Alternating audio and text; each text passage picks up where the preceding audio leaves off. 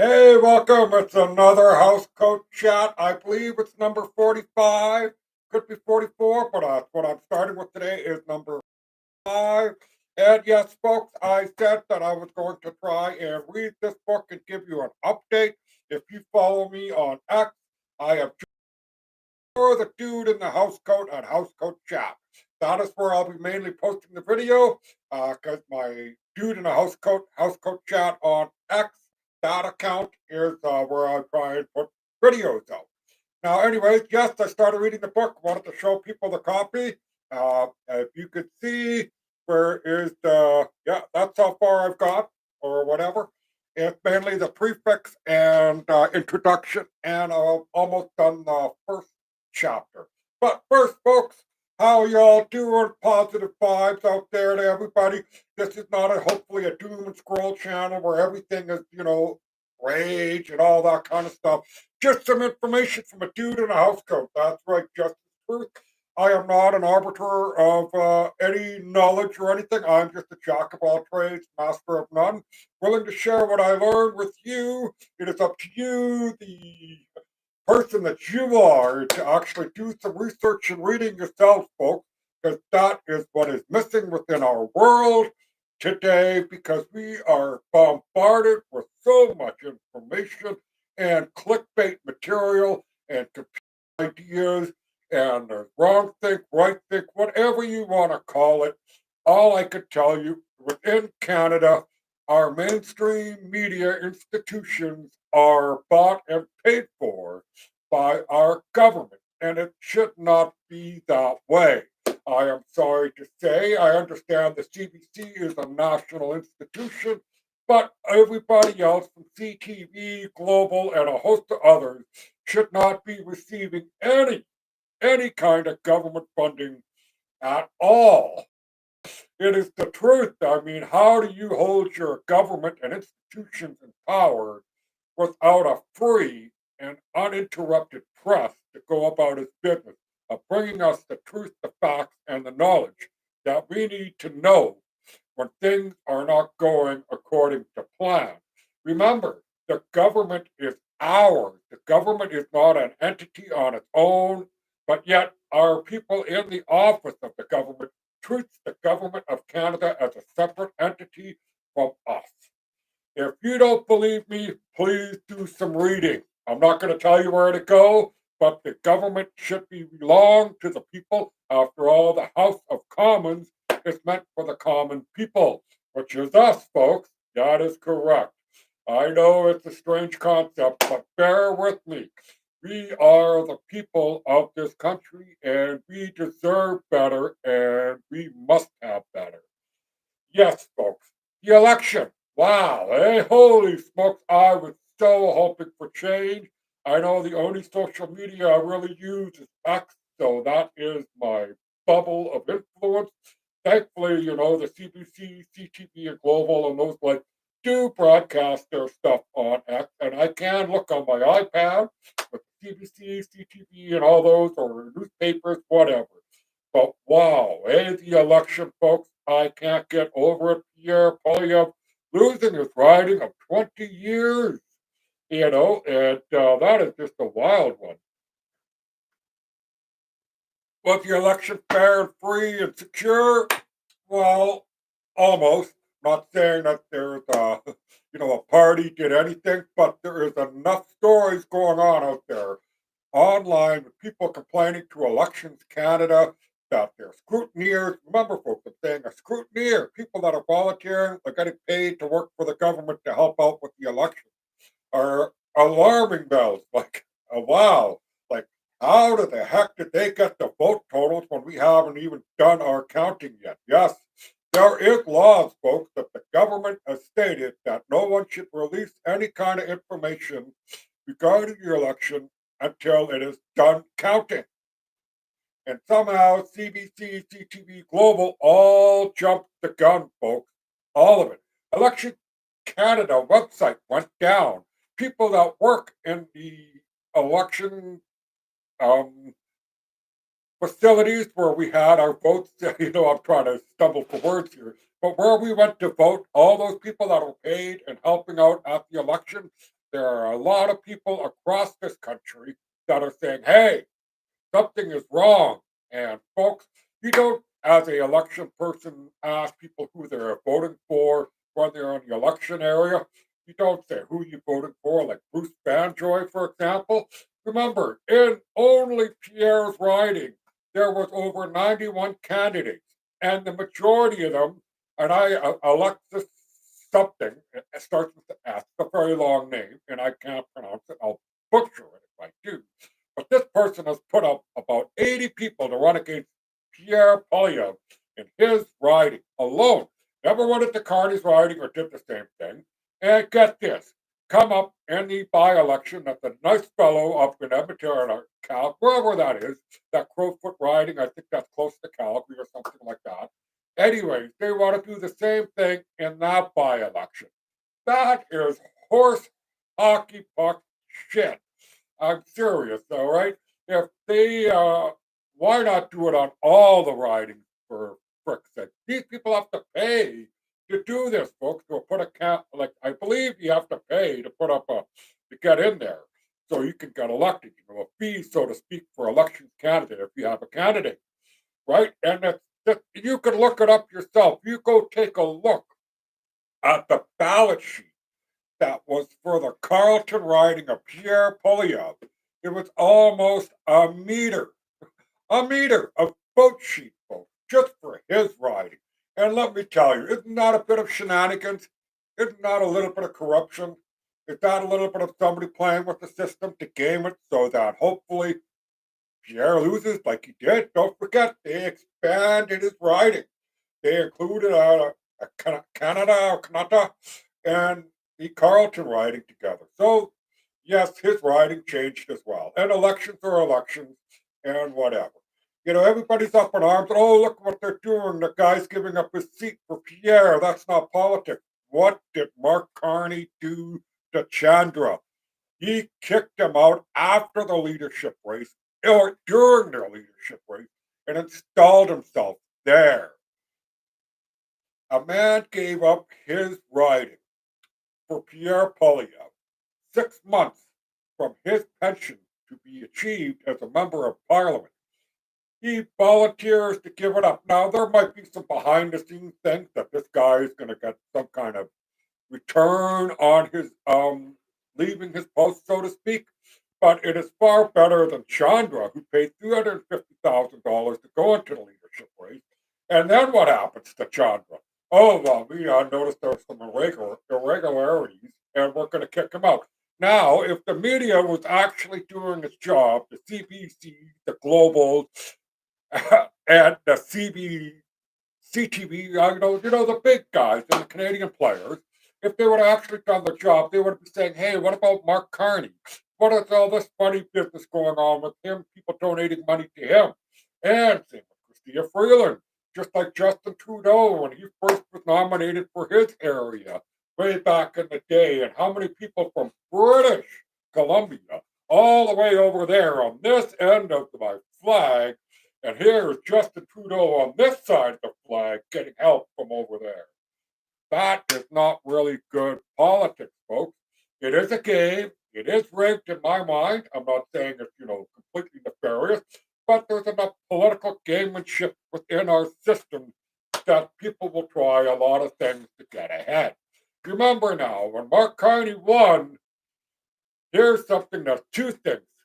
One is his wife, Diana Fox Carney, saying, we will build Canada strong and Canada poor. Now, maybe it's a misspoke word, but my God, she said it with glee, folks.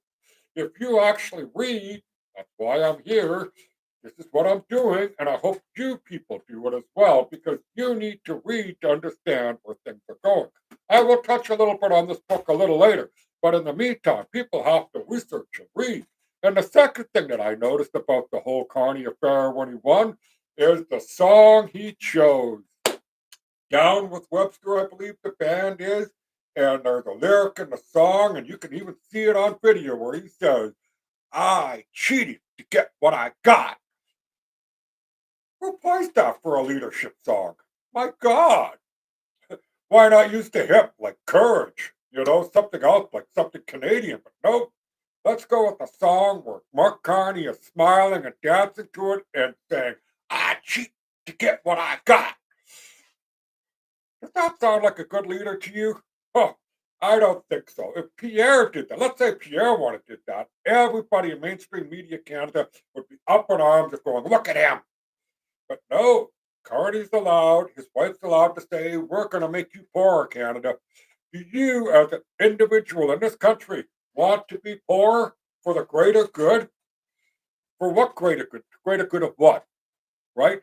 They want to transform this country. They said they were going to annex us from the United States. Our relationship with them is over. Somebody who has said that they're outside the country, never been here in over a decade.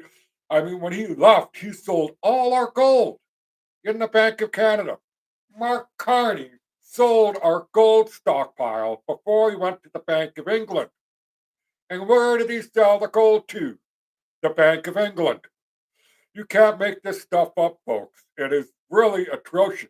If Canada could have kept their gold at today's market price, I'm no economist, but if we applied that completely to our debt, I'm pretty sure our situation would be a lot better.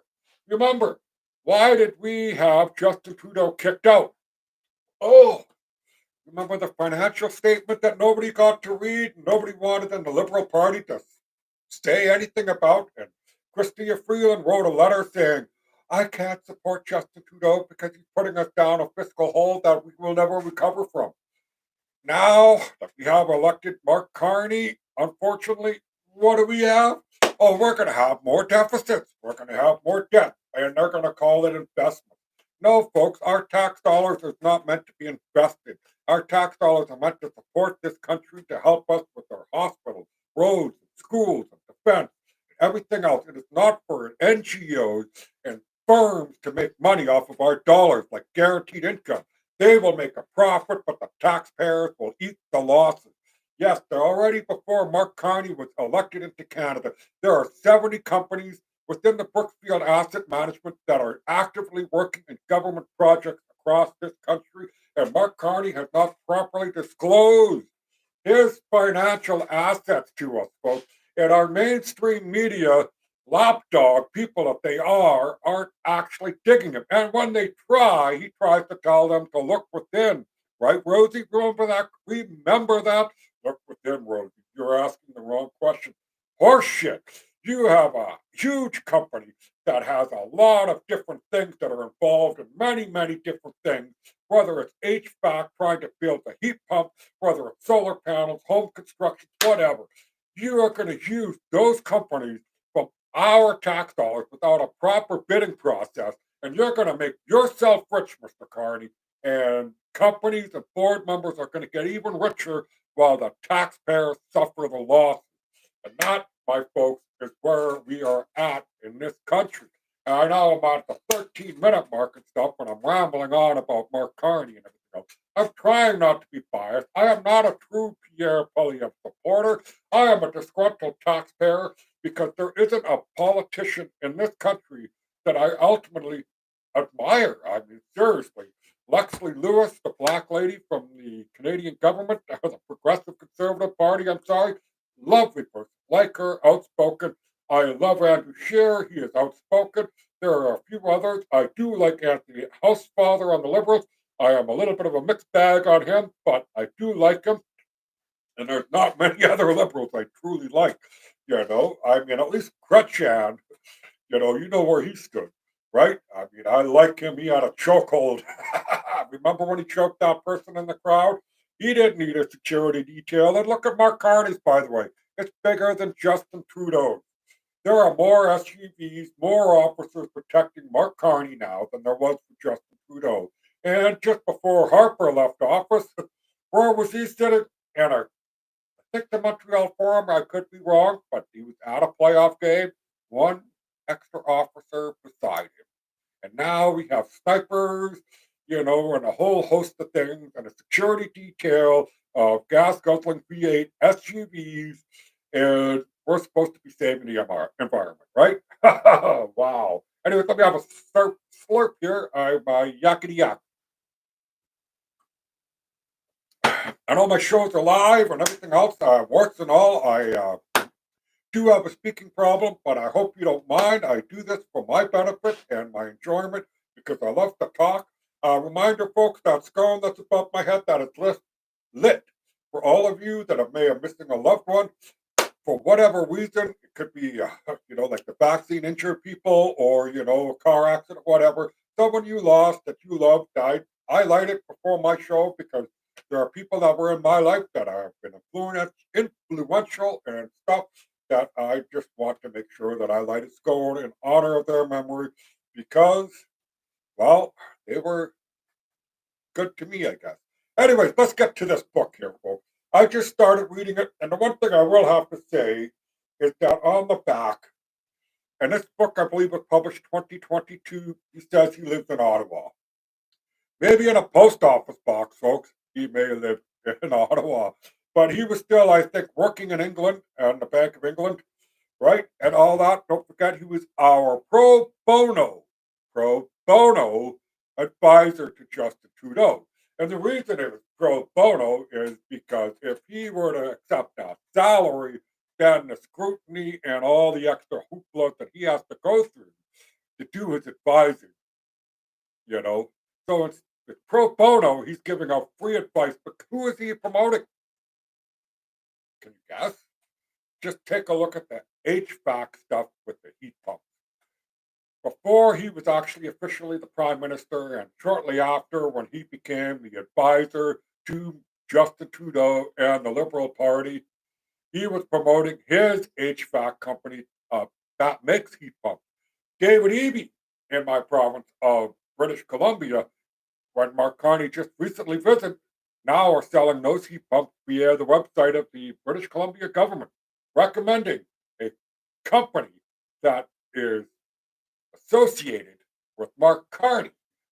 You can't make that up, folks. It's just strange. It's just wild.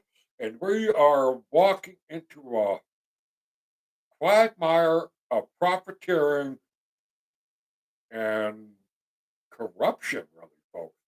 Now, as I kind of started reading this book, the one thing that I already noticed that it struck me is about how you, you must change. We, or I, being the man who's writing this book, values right here, Mark Carney is saying that we are at fault for the way society is going, climate change, inequalities, everything else. Now, I just started this book. I'm trying to be very non-biased because I don't have a lot of good things to say about Mark Carney at this point. But this book, it reminds me of the people that are saying, you must do something in order to make the world better. You, you must do something to make the world better. But, folks, what is Mark Carney actually doing? Because guess what? He wrote a book to tell you to change, and the book is called Values. And guess what? His value went up because of this book. I did not buy this book. I had to wait for my chance to read this book from the library because I don't want to get, I don't want to give him any money. I don't. He's rich enough. And the fact that he's well off in his world and he was in a bubble of influence and sphere of the people that he lived with, like his wife, who works with Eurasia, who is a Gerald Butts.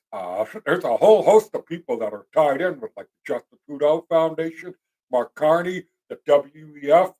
There's a whole host of stuff, folks, and it's just amazing because a lot of the stuff that Mark Carney is purporting, saying in this book so far, is studies that are basically coming from the WEF that I see so far in a way. Now, I'm not no expert. I recommend you reading the book and all that kind of stuff. But I will tell you, I do not like it when people say you must change and they're not doing anything for themselves to change, right? Has Mark Carney reduced his carbon footprint at all? I mean, his wife was complaining 12 years ago when they were in the Bank of England that the £5,000 a week rent allowance for the job of being the Bank of Canada, Bank of England, is not enough when we can't find adequate housing at £5,000 a week near where they want to live. Holy smokes, entitlement much, right? I mean, I love the environment. I am a gold panner prospector, rock hound, not really a hunter or a fisherman, but I do enjoy the great outdoors. And I see garbage out in the woods. I pick it up. I bring home scrap metal that people live out there. And I'll tell you what, since I've been saving the metal, I think I got about $200 that I've taken to the recycling place and got cash back because people leave rims and stuff out in the woods. They don't take it home with them. Now, the metal's not going to do a lot of harm, but it's out of the way now and it's properly placed, right? In this book here, he's telling that we got to drastically change. We have to suffer as society to force this change on us. Eating less meat, traveling less, and all that. But what about Mark? No, Mark and the likes of Justin Trudeau, they don't get affected by any of this. Now, I'll tell you what, capitalism is the best system in the world, and you cannot tell me no different because America has survived this long, folks, from the time of 1776, if that's the correct date or whatever, to today, which is 2025, a capitalistic system. It's not perfect, but tell me where communism has worked. When the Bolshevik Revolution happened in Russia, how long did Russia really last? The, sorry, the USSR. How long did it last? Not even 100 years, folks. 80ish, 60. It's not that long. It collapsed on itself because it kept taking away from the people that are trying to live there, making them suffer. Like the Chinese expression when they had their Maoist revolution. And I don't know the exact Chinese word, but I can tell you what it is in English, and that is eat bitterness. Oh, I'm at 22-minute mark here. I know I'm going a long time.